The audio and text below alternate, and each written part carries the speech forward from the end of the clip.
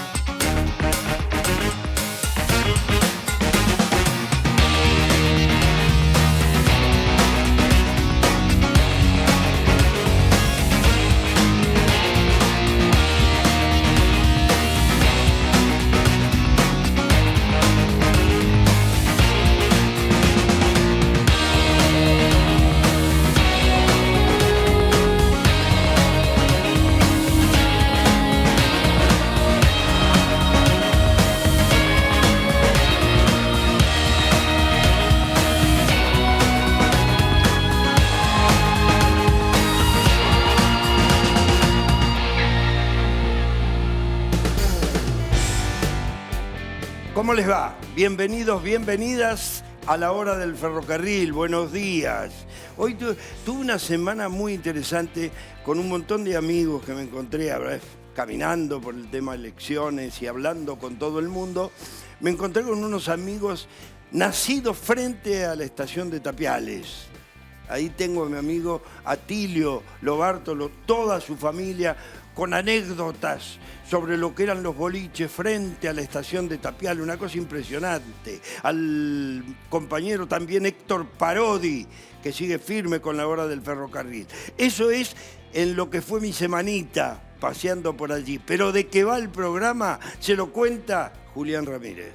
Claro que sí, Tommy. Muy buenos días, muy buenos días a ustedes que están del otro lado de la pantalla, como cada sábado de 10 a 11, haciendo junto a nosotros la hora del ferrocarril. Programa número 115 en la mañana de hoy. Y para contarles un poquito de qué se trata, recibimos nuevamente un invitado en vivo. Así es, nada más ni nada menos que en nuestros estudios estará José Barbero. Él es especialista en materia de transporte y estaremos conversando en minutos más acerca del presente y del futuro del transporte en nuestro país. Además, estuvimos visitando el depósito Castelar en la línea Sarmiento, más precisamente el torno bajo piso. Estuvimos conociendo la especialidad, el oficio y conversando con los trabajadores acerca de cómo se lleva adelante esta tarea tan importante y fundamental dentro de lo que es la línea Sarmiento. Todo eso y mucho más, como siempre, en estos 60 minutos de ferrocarril, en estos 60 minutos de transporte que se llama la hora del ferrocarril. Recuerden, como siempre, que pueden seguirnos a través de nuestras redes sociales, @lahora-del-ferrocarril, tanto en Instagram como en Facebook o YouTube. Ahora sí, yendo a lo nuestro específicamente, me pregunto y les pregunto a ustedes, ¿alguien puede pensar en una Argentina sin transporte? Sin barcos, sin camiones, sin trenes, sin aviones, sin una aerolínea de bandera, una aerolínea que facilita, que incluye, que conecta. Y en estos tres verbos, allí mismo, encuentro un factor común entre los distintos transportes. Facilitar, incluir, conectar. Eso es lo que tienen en común las distintas modalidades del transporte.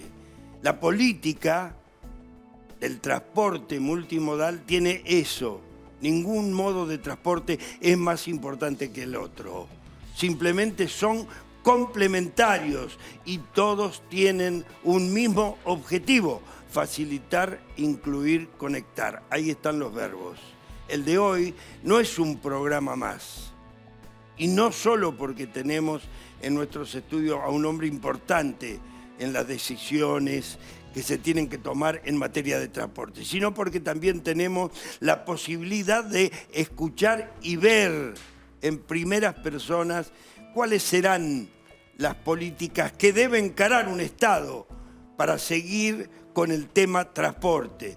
El futuro de nuestro país en materia de transporte es muy importante. Infraestructura, material rodante, inversiones, capacitación a los y a las trabajadores y muchas cosas más que apuntan al crecimiento de un país que sin duda necesita del transporte. Ya no hay dudas. Para ser más equitativo en la distribución de la riqueza, los alimentos, para acercar las producciones. Pero también necesita de comunicadores que cuenten cómo ven las cosas.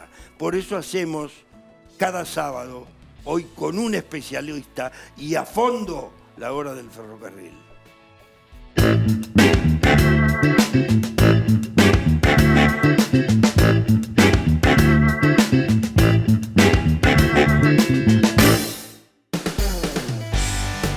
Y ahora sí es el momento de presentar a nuestro invitado de hoy. Él es docente e investigador del Instituto del Transporte de la Universidad Nacional de San Martín, geógrafo con estudio en posgrado de Planeamiento Urbano y Transporte en la Universidad de Toronto y en el Instituto Tecnológico de Massachusetts.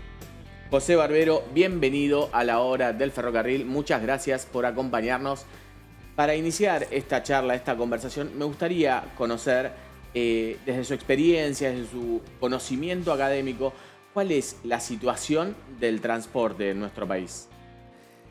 Bueno, es una pregunta amplia porque cuando hablamos del transporte probablemente no todos pensamos lo mismo, ¿no es cierto? Porque abarca distintas escalas, transporte en la ciudad, el transporte en todo el interior del país, el transporte internacional, distintos modos, ¿no?, que mueven pasajeros y carga. Es un conjunto complejo. Entonces, cada uno de estos segmentos del transporte tiene algunos problemas específicos, algunos desafíos que atender, y hay algunos temas que son un poquito más transversales, ¿no? Tal vez te diría los dos núcleos más importantes serían todo lo que es la movilidad urbana en general. No me refiero solo al área metropolitana de Buenos Aires, sino a todos los centros urbanos de la Argentina. Somos un país con 93% de población urbana nosotros, ¿no? O sea que es mucho. Y el transporte de cargas y la logística en general, sobre todo ante una perspectiva que muchos comparten hoy como que la Argentina tiene que exportar más, ¿no es cierto? Entonces, bueno, que estamos preparados para eso, ahí estaría, me parece, el punto. ¿Y estamos preparados para eso? Más o menos. Yo creo que tenemos algunos desafíos fuertes, ¿no es cierto? Yo noto hoy incluso estamos en víspera electoral, ¿no es cierto? Se habla mucho y veo que hay como un consenso bastante importante respecto a que nuestro país tiene que exportar más y exportar más con más valor agregado desde distintas fuerzas políticas. Eso está muy bueno. Entonces, decir, bueno, y estamos preparados ahí. ¿Qué es lo que tendríamos que movilizar, ¿no es cierto?, si exportamos más? Hoy tenemos una exportación bastante centrada en cereales y oleaginosas, una proporción muy alta alrededor del polo de Rosario, otra proporción importante en Bahía Blanca, Quequén, ¿no? Si aumentan esos volúmenes, que probablemente aumenten, tal vez ahí el punto central estaría la vía navegable troncal, o sea, todo el acceso al Río de la Plata y el río Paraná hasta el área de Rosario, Timbúes, etcétera, donde están las grandes terminales. Ahí estamos un poco atrasados, ¿no es cierto? Los barcos han crecido en dimensiones y el río está con algunas limitaciones, cosas que se pueden mejorar. Bueno.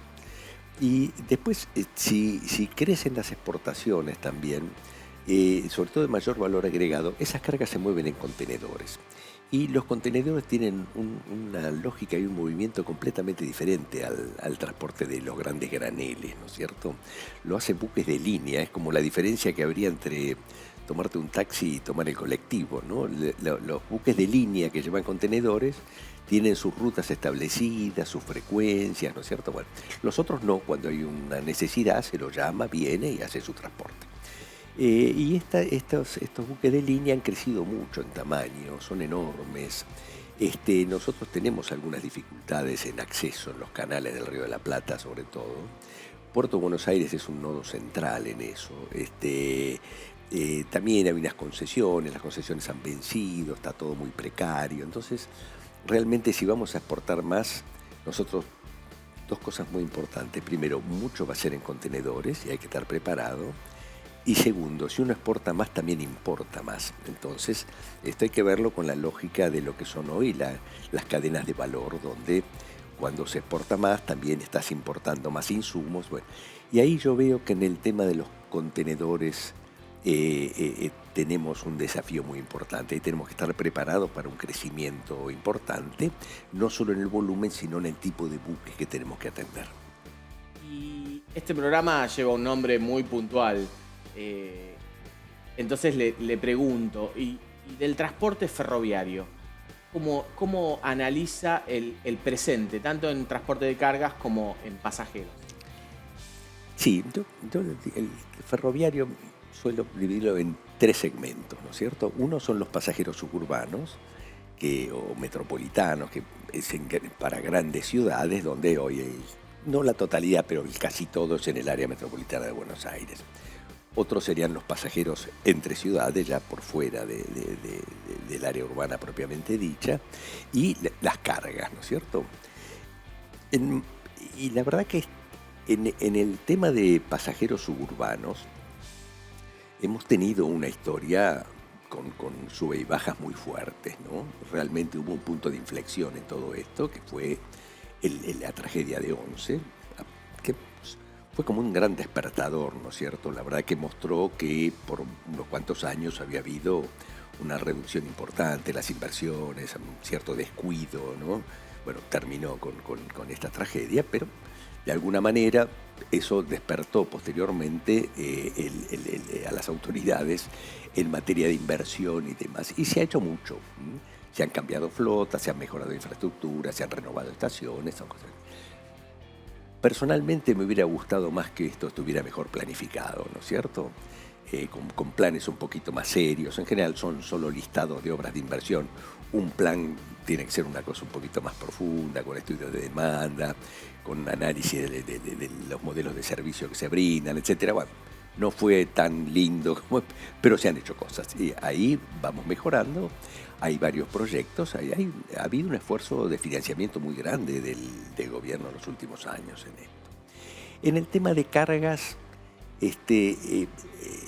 nosotros tenemos dos sistemas hoy realmente funcionando en paralelo, ¿no es cierto? Un sistema que es más o menos la mitad de la red operativa, en el cual operan las concesiones originales de los años 90, que están llegando a su final, que no se terminan, pero están en su último periodo, que transporta un poquito más de la mitad de las toneladas kilómetro que hoy se mueven en tren, y la otra mitad, digamos, redondeando, bajo gestión pública en la empresa Belgrano Cargas y Logística, ¿no es cierto?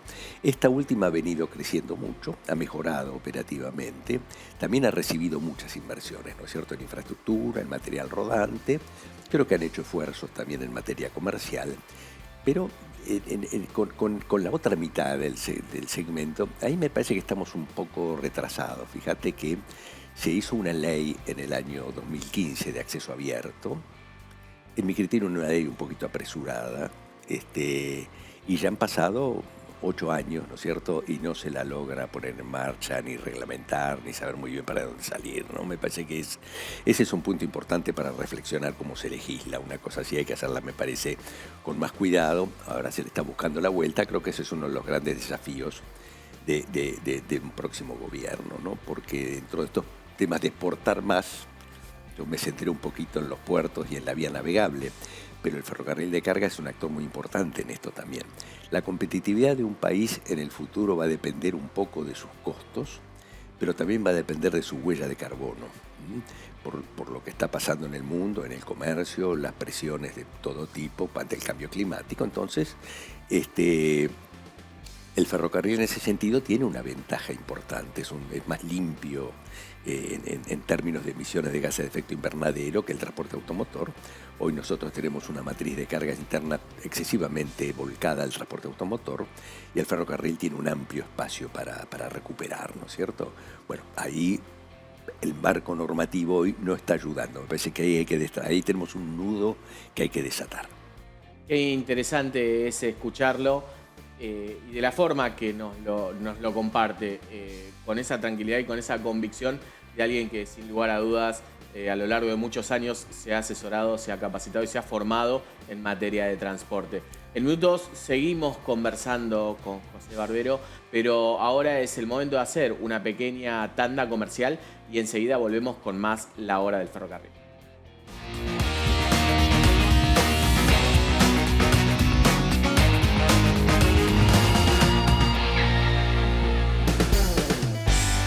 Y aquí estamos de vuelta en este segundo bloque, programa número 115 de La Hora del Ferrocarril.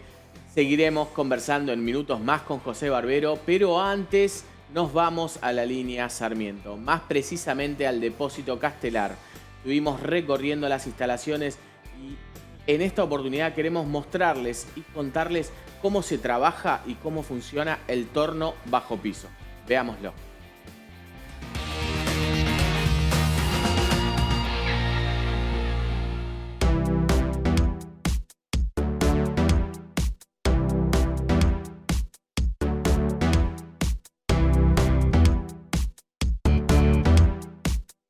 Bueno, mi nombre es Víctor Dandino. Estamos en el torno bajo piso de Castelar, donde se reperfilan todo lo que es ruedas del tren Sarmiento. ¿Cómo es ese trabajo de reperfilado que se hace en este torno en particular, que pudimos ver que tiene otras características similares a los que ya hemos recorrido en el programa? Bueno, fundamentalmente en el torno entran vehículos que están próximos a salirse de la norma. Entonces, para mantenerlo dentro de una norma de funcionamiento, hay un procedimiento que se utiliza en el taller, que es de medición de ruedas. Ellos especifican cuáles son los coches que están próximos a salirse de la norma y los mandan al torno para reperfilarlos y que se mantengan en condiciones y dentro de la norma para poder correr en la línea. Mi nombre es Marcelo, también estoy acá en el torno bajo piso, compañero de Víctor. Y bueno, el proceso de entrada es, de acuerdo a la medición que nos están dando desde el taller, hacemos el ingreso, censamos la rueda, ese censo va a una rueda de medición de entrada, donde ya nos da un parámetro de cómo está la rueda para después empezar a hacer el reperfilado. Una vez que empezamos a hacer el censo de la rueda, sabemos el estado que está y de acuerdo a eso usamos el criterio como para empezar a hacer el reperfilado de la rueda, donde después ya se hace un trabajo final que es el proceso de salida de rueda y medición de rueda terminada. Entonces va a un informe donde después con el número de fecha y cantidad de kilometraje sale de nuevo a la línea, digamos, para volver a activar el servicio. ¿Cómo es el trabajo del torno? ¿Cómo trabaja? Vimos que tenía características distintas a las de otros tornos que hemos podido ver. Bueno, básicamente es un copiador, como ya te lo dije antes, es un copiador electrónico que lo que hace es mantener un perfil determinado que nosotros como operadores podemos decidir por un programa o por otro. Y la máquina trabaja prácticamente automáticamente. Una vez que nosotros le damos la función que requerimos, trabaja automático y te realiza el programa que vos le administrás. Me contaban hace unos minutos fuera de cámara que este torno tiene varios años. ¿Recuerdan en qué año llegó y cómo fue el proceso de la instalación o los primeros tiempos que se pone en funcionamiento? 22 años hace que está en Castelar el torno. Después fue reformado en la parte electrónica, ahora tiene un sistema digital. La parte mecánica sigue siendo la misma, es un torno talgo, torno chico para ruedas, un torno español para ruedas livianas, coches livianos. Y bueno, y después lo que se reformó fue la parte digital, acorde a los tiempos que estamos viviendo, ¿no? Porque ya había repuestos que ya no venían. Y entonces, bueno, se hizo una reforma hace 2 años con una fábrica que se dedicaba también a lo que es reparación de tornos.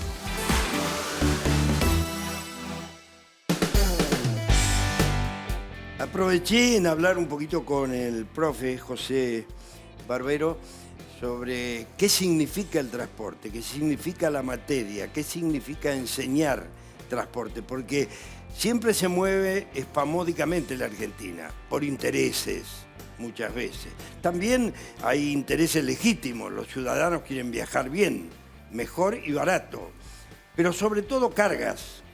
Argentina grande, extensa, el ferrocarril es fundamental. ¿Para qué sirve la materia de transporte, profe? ¿Para qué sirve enseñar? ¿Para qué sirve aprender del transporte?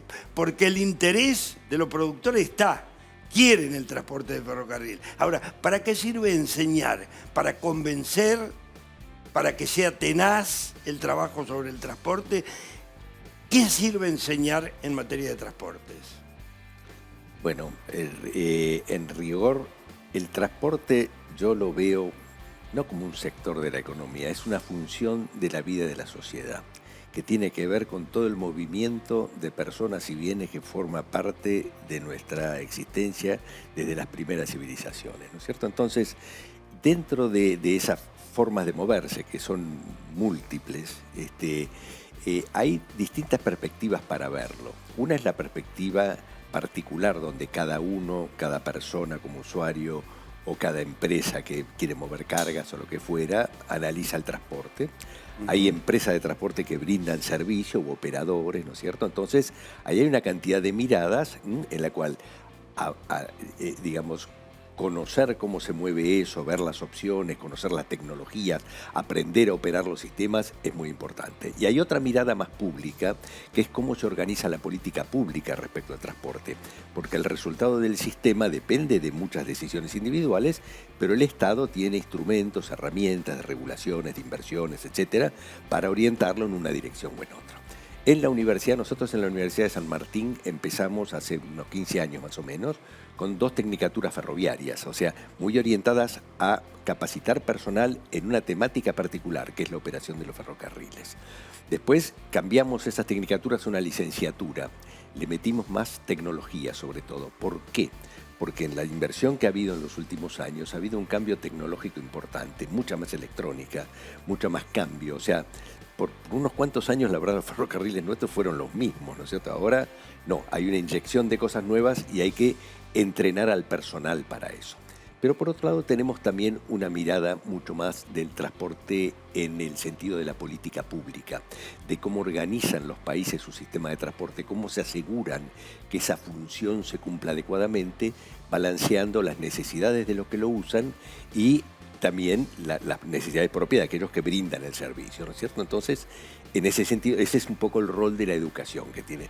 Tenemos posgrados de política y planificación del transporte, tenemos alguna carrera de ingeniería del transporte, mucho más operativa para el trabajo. Hemos también un posgrado en transporte aerocomercial, con muchos estudiantes del exterior. Y finalmente estamos lanzando en estos meses una especialización en gestión de datos del transporte, porque toda la digitalización en el mundo y provee cantidades de datos y hay procesos, procedimientos, etcétera, que sumados a los tradicionales, digamos, permiten profundizar muchísimo el conocimiento de la planificación y la gestión de los sistemas. Nada más ni nada menos que conocer, que recibir información para agilizar la toma de decisiones. Antes de seguir conversando con José Barbero, los invito a ver la segunda parte del torno bajo piso en el depósito Castelar de la línea Sarmiento.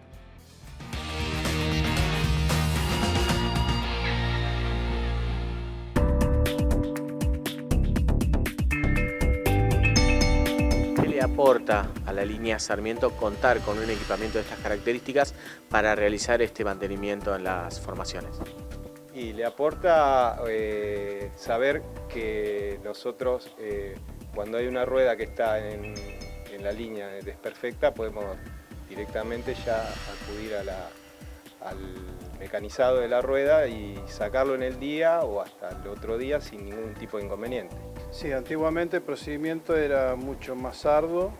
Se ingresaba a un taller de reparación, se elevaba el coche, se sacaba el bogue afuera, las ruedas, esas ruedas eran torneadas con tornos convencionales y todo eso requería de más personal y de mucho más tiempo. O sea que el coche estaba fuera de la línea de funcionamiento quizá una semana.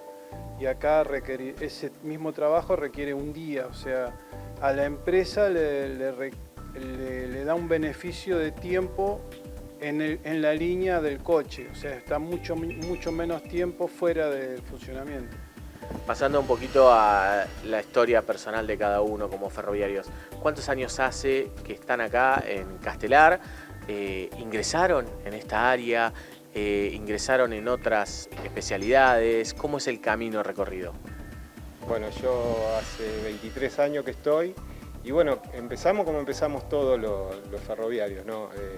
Empezamos en un área de mecánica, mantenimiento, fuimos, digamos, rotando por distintos puestos hasta que, bueno, vinimos acá al Torno para hacer trabajos de ayudante, medición de rueda, con calibre, en fosa, y después nos fuimos perfeccionando un poco y fuimos aprendiendo de cómo se hace toda la empresa, ¿no? ¿Y en tu caso particular? Bueno, yo soy tercera generación de ferroviario. Yo entré al ferrocarril en el año 85. Me fui con el retiro voluntario, cuando salió el retiro voluntario, después volví a ingresar en el 97 y desde ahí estoy acá. Así que ya llevo unos cuantos años. Y en este largo camino has visto pasar administraciones, empresas, has visto un montón de cosas. ¿Y cómo lo ves hoy al Sarmiento? Y son diferentes épocas, y no se puede comparar. El trabajo que se hacía antes era muy diferente al que se hace ahora, los coches son muy diferentes. Todos los coches japoneses trabajaban de otra manera, estos son coches más modernos. Para darte un ejemplo, lo que respecta al trabajo que hacemos acá con las ruedas, los antiguos Toshiba frenaban sobre la llanta, que lo que provocaba era que se deformaran mucho más rápido. Estos trenes tienen freno a disco, no frenan sobre la llanta, o sea que eso no lo está provocando y por ende duran mucho más las ruedas. Eso es una gran diferencia. Bueno, después lo que respecta a la parte operativa también hay mucha diferencia, trabajamos de otra manera, los procesos son diferentes, la seguridad es diferente, cosa que en antaño mucha bolilla no se le daba. Hoy en día sí, hoy en día se le da mucha importancia a eso y eso evita también accidentes, un montón de cosas que antes eran normales. Y para cerrar quiero preguntarles más desde lo personal, ¿qué representa para ustedes ser ferroviarios? Bueno, ya te digo, soy tercera generación en ferroviario, así que imagínate, para mí es mi vida.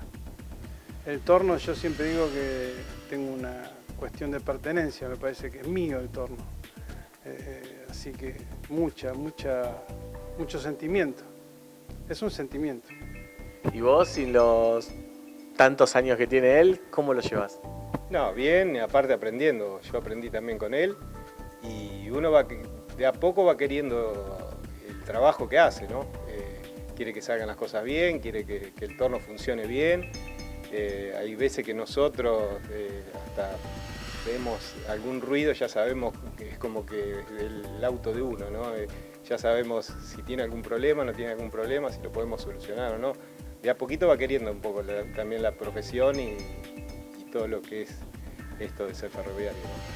Muchísimas gracias. Felicitaciones.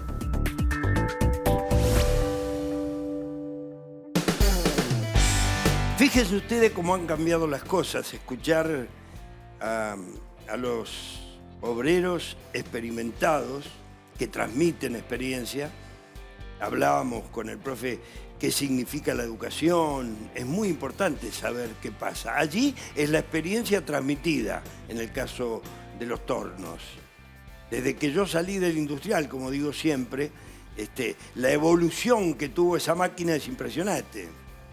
Bueno, esa tiene 20 años, la adecuaron en la Argentina en materia electrónica, se adecuó acá esa máquina y se adaptó a los nuevos vagones, a la nueva tecnología de los vagones. Eso lo hicieron los trabajadores y lo hizo la Argentina.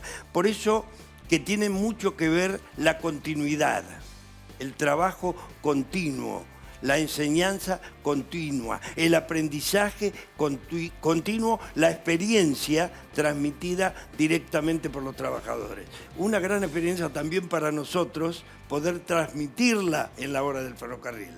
Claro que sí, Tommy, sin lugar a dudas. Y a mí me gustaría preguntarte, José, ¿qué necesita el ferrocarril de cargas para profundizar lo hecho en estos casi 4 años de esta gestión? Ya, yo creo que el punto central es destrabar qué vamos a hacer con el modelo de acceso abierto, si realmente se puede implementar, si hay que esperar un poco y tenemos que tener alguna etapa intermedia, porque no es tan fácil ponerlo en marcha.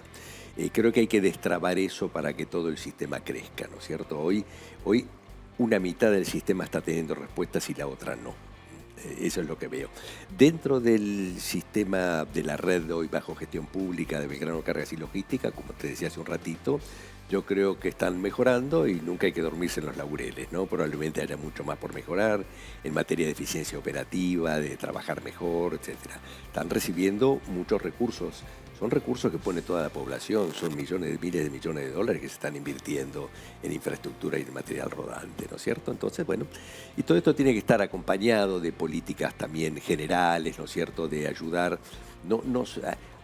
Te pongo un ejemplo que me parece que ayuda mucho. Hace no mucho, en un acuerdo público-privado, se mejoraron los accesos a las terminales de Puerto de Timbúes para los trenes de trocha angosta. Y realmente eso tuvo un impacto enorme. La empresa ferroviaria pública, en este caso, hizo unas obras de infraestructura importantes, los privados hicieron instalaciones para descarga y algunos accesos también colaboraron con la infraestructura, y todo eso realmente tuvo un impacto muy bueno, implicó mover muchas más toneladas de grano que antes iban por camión para el ferrocarril. Entonces, ese tipo de cosas, no solo hay que mejorar la infraestructura de las vías, sino también pensar en los últimos años, muchos centros, pensando en los granos, ¿no es cierto?, de acopio se han hecho fuera de la vía ferroviaria, entonces no tenés la oportunidad de cargar en el ferrocarril, y muchas terminales sobre el río Paraná no tienen instalaciones de descarga ferroviaria. Entonces hay que trabajar en varias cosas, es una agenda amplia y eso requiere una cierta planificación. Tenemos ejemplos, hemos hecho cosas bien, pero me parece que hay unas cuantas más por hacer. Y desde tu perspectiva, ¿cuál es el camino que se debe tomar en cuanto a esa otra mitad del transporte ferroviario de cargas? Hablabas del Open Access. Sí. ¿Cómo se debe llegar con decisiones a buen puerto para ese sector? Mirá, no me gustaría adelantarme en temas que requieren análisis bastante cuidadosos, ¿no es cierto?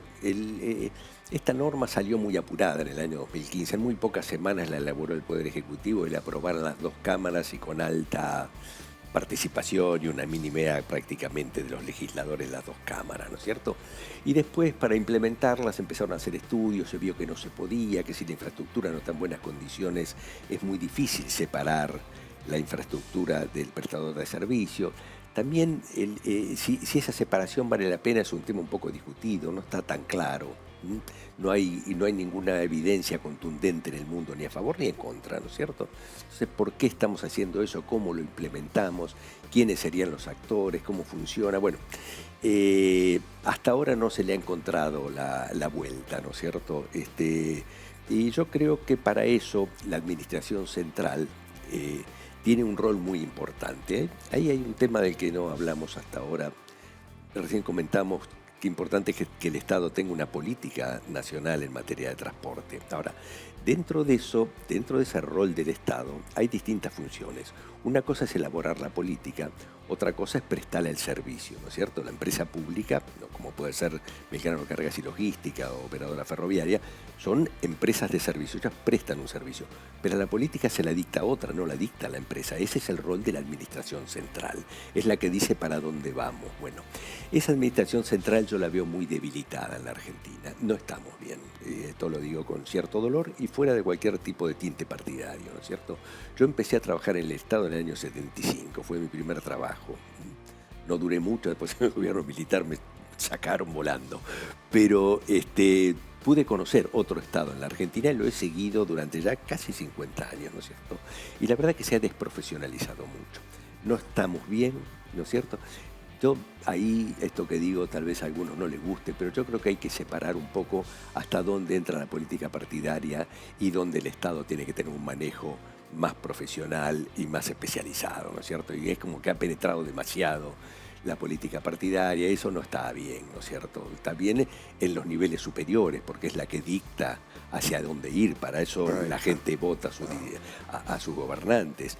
Los gobernantes superiores forman parte de ese proyecto político, pero de ahí para abajo tiene que haber gente que sepa, porque si no, después, ¿quién hace las cosas, no es cierto? Bueno, y ahí me parece que estamos un poco flojos, ¿no es cierto? Entonces, todo este análisis de estas cosas, todas estas definiciones de política, de cómo implementar esto, si no, termina siendo un poco de voluntarismo y no se puede poner en marcha. Entonces, ahí me parece que tenemos que ajustar y ponernos más serios todos.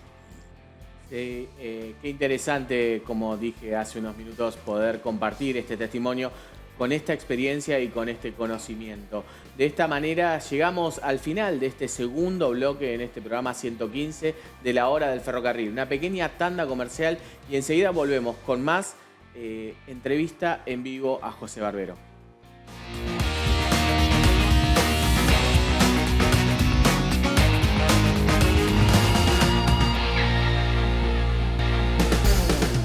Y aquí estamos de vuelta, tercer y último bloque en La Hora del Ferrocarril. Recién me lo apuntaba Chiqui ahí detrás de cámara. No se olviden seguirnos en nuestras redes, como siempre, @La Hora del Ferrocarril, tanto en YouTube como en Facebook, como en Instagram. Y vamos a seguir conversando con José Barbero porque nos encanta escucharlo y sabemos que a ustedes del otro lado también les interesa saber cómo piensa y cómo opina una persona que durante muchos años se capacitó y se formó y trabaja en el mundo del transporte. Y quiero preguntarte, José, mucho se habla de los subsidios, de los costos, de los pasajes. Y te pregunto a vos, ¿cómo están compuestas las tarifas? Bueno, el tema del subsidio, la verdad, dentro del transporte, bueno, dejo de lado lo de aerolíneas, ese es otro tema, ¿no es cierto? Y otras. Yendo más a la temática ferroviaria, el grueso del subsidio realmente está en el transporte en el área metropolitana de Buenos Aires, en el tema de ferrocarriles, y lo mismo en el transporte automotor de pasajeros, ¿no? O sea, los colectivos. Esos dos son los dos grandes componentes del subsidio, bueno, de aerolíneas. Fíjate vos que son servicios de transporte de pasajeros en el área metropolitana de Buenos Aires, ¿no? ¿Qué es lo que pasó con las tarifas? También las tarifas se congelaron en el año 2002 por la emergencia. Lo que se supone que iba a durar poco tiempo se prolongó, hubo como un atraso, y después en el resto del país no, se fueron aumentando las tarifas, pero en la región metropolitana de Buenos Aires no. Eso ha dado lugar entonces a que digamos, entre lo que paga el pasajero y lo que cuesta el servicio se genere una brecha, y ese es el famoso subsidio. El nombre técnico es compensación tarifaria, es lo que compensa la diferencia entre un supuesto costo técnico y lo que el usuario paga. Creo que ahí hoy se discute mucho de, bueno, subimos la tarifa para bajar el subsidio, como que hubiera solamente dos jugadores, y subo uno, baja el otro. Pero hay un tercero, que es el costo, ¿no es cierto? Porque uno dice, subsidiar tiene razón de ser. Hay muchos argumentos para defender por qué tiene razón de ser un cierto subsidio. Y uno ve en todo el mundo que hay subsidio al transporte público de pasajeros. Lo que no se ve realmente es en la proporción que lo tenemos en el área metropolitana de Buenos Aires. Esto es inusual. Hoy en los colectivos la tarifa debe cubrir el 10% más o menos, entre el 10, el 12 por ahí, y en los trenes bastante menos todavía. Entonces prácticamente funciona con un subsidio enorme. ¿La tarifa se atrasó? Sí, efectivamente se atrasó. Elevarla en un contexto de pobreza y de pérdida de poder adquisitivo del salario en el que estamos es un tema muy delicado y solamente se podrá hacer gradualmente. ¿Se puede trabajar sobre los costos? Yo creo que sí. En el tema del transporte automotor, porque seguimos teniendo 18.500 colectivos, es el número cierto, 18.500, en el área metropolitana de Buenos Aires, aun cuando la demanda ha bajado. Hay lugares donde bajó mucho, hay otros donde creció, y está todo congelado, no se lo ha ajustado. Me parece que ahí hay que hacer un ejercicio de rediseño de rutas y frecuencias y hay una posibilidad de bajar costos sin resentir el servicio. Y en el caso del ferrocarril, me parece que la empresa tiene que revisar un poco lo que es la productividad, ¿no es cierto?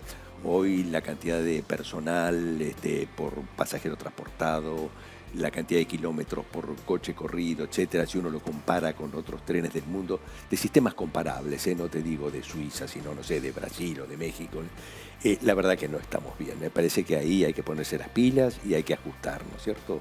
Ya se decía en algún ámbito que se discutió productividad en la Argentina en los años 54 y 55 que la productividad no es una mala palabra, ¿no es cierto? Es un tema importante, hay que trabajar bien porque finalmente esto o lo pagan los usuarios o lo paga el Estado, que lo paga con recursos también de las personas. Entonces hay que ser prudente en los gastos y hay que buscar, digamos, que la empresa funcione. A mí me parece que hay un amplio espacio para trabajar en ese sentido. Hay actores fundamentales para que funcione y sea eficiente el sistema. Sí. Hay pilares fundamentales dentro del Estado. Es bueno hacer un poco de autocrítica si somos capaces de ser eficientes o no. Porque uno no viene ni se integra a un equipo para ser ineficiente. No, por supuesto. ¿Cierto? Si se integra a un engranaje tiene que ser eficiente para que funcionen los demás. Esos actores, ¿cómo se los integra? ¿Cuál es la mejor manera de integrar a los actores fundamentales? Bueno, hay varios modelos para hacerlo, ¿no es cierto? Creo que ahí todo eso tiene un paraguas general y es que haya una cultura de diálogo y de acuerdo, ¿no? En la Argentina hemos sabido tenerla, espero que sepamos tenerla en el futuro, ¿no es cierto? Que sentarse en una mesa y dialogar y ponerse de acuerdo es posible entre distintas partes.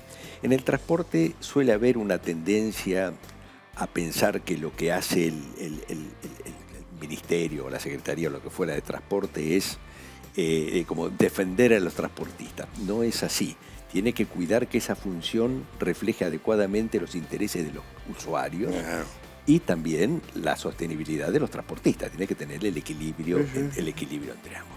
Por eso el Estado es un actor tan importante en esto y por eso desde hace un rato tiene que ser un Estado que conozca de esto, que tenga profesionalidad y capacidad.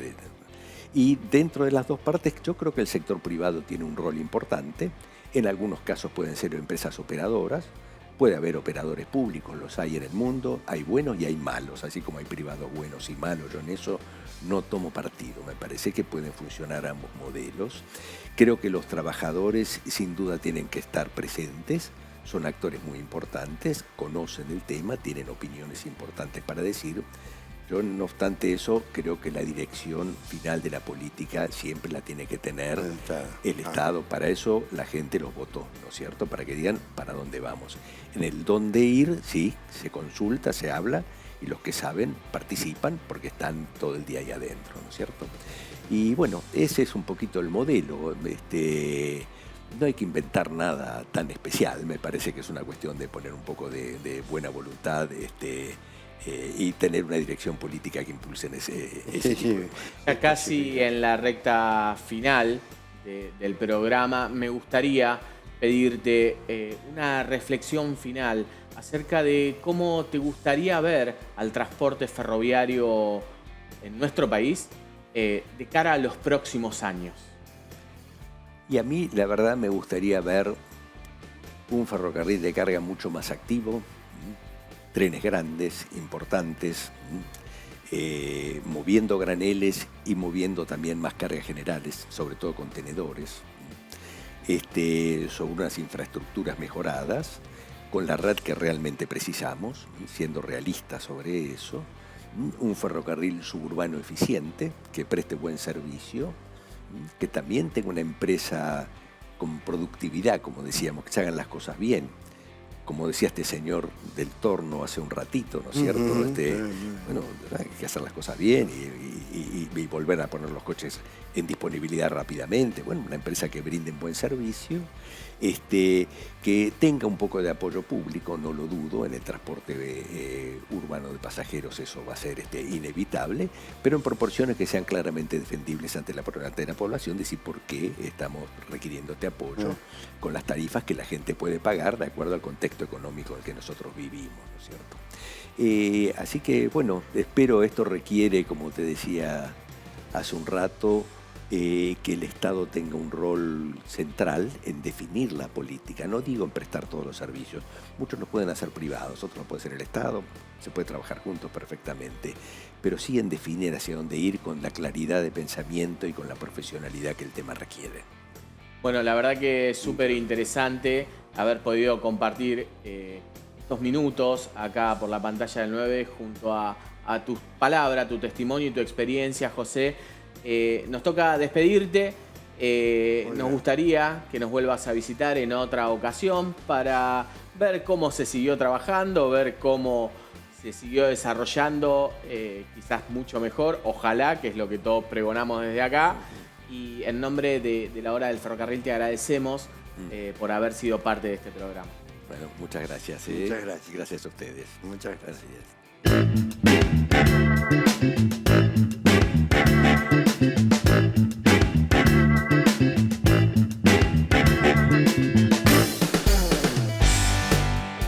Llegamos al final del viaje de hoy de la Hora del Ferrocarril con reflexiones muy interesantes en materia de lo que es la experiencia del trabajo, la modernización, la capacitación, de lo que es la enseñanza, la educación. Hoy tuvimos una clase, casi nos dieron una clase de lo que es el transporte y de lo que debe ser el transporte y de lo que debe ser el Estado en eficiencia también, para no dilapidar discursos. Muy interesante, con autocrítica. Usted lo escuchó, nosotros lo escuchamos. Y hay que hacerla esa autocrítica. Y está bien. Y está bien que empecemos a mejorar, como han mejorado muchísimo los trabajadores en algunos sectores, que también sea eficiente la burocracia estatal. Eso es lo que más o menos decía, porque exigimos eficiencia. Bueno, pero ¿para qué sirve este bagaje de conocimiento? Para que se difunda. Por eso el profesor vino justo hoy, previo a las elecciones, a contarnos qué es la materia del transporte, cómo se debe educar y cómo se debe transmitir. Nosotros ponemos un granito de arena siempre los sábados en la Hora del Ferrocarril. Hoy, para mí, la verdad, satisfecho, creo que ustedes también. El transporte es fundamental. Hay que enseñarlo, difundirlo, defenderlo. También con el voto se defiende. También con el voto. Se defienden los sistemas y se defienden también las organizaciones. Por eso llegamos al final contentos de haber hecho un programa interesante de hoy de la Hora del Ferrocarril. Claro que sí, Tommy. Así llegamos al final. Nuestro granito de arena de cada sábado, como bien decís vos, Tommy. Y vos hablabas del voto, hablabas de defender, y yo los invito, mañana defendamos todos juntos la democracia, esto que tanto valor tiene para nuestra sociedad. Mañana las PASO, salgamos todos a votar, defendamos la democracia. Y llegamos al final. Recuerden, como siempre, seguirnos a través de nuestras redes sociales, @lahora-del-ferrocarril, tanto en Facebook como en Instagram, como en YouTube. Tommy, nos vamos. A votar. Nos vamos. Nosotros cumplimos, votamos hoy y mañana. Muchas gracias. Nos vemos el próximo sábado a las 10, como siempre, por la pantalla del 9. Muchas gracias.